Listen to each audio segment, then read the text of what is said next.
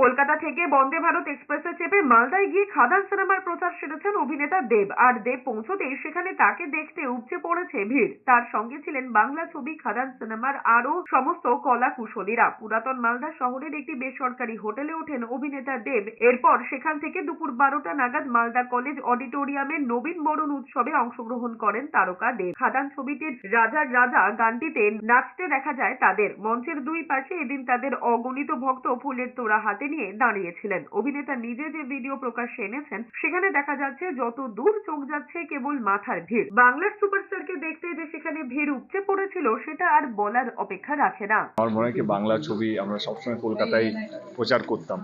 আমার এবারে খাদান আমার মনে হয় এটা পুরো বাংলা জুড়ে বাংলা মানুষের ছবি এবং একটা উৎসব, একটা ছবি নিয়ে যেমন অন্যান্য ভাষা ছবি যেভাবে উৎসবে মেতে থাকে তাদের ছবিটা 20 তারিখ রিলিজ হচ্ছে। আমি চাইবো মালদা যারা থাকেন, মালদার আশেপাশে যারা থাকেন, তারা আপনাদের কাছের সিনেমা হলে গিয়ে ছবিটা দেখুন।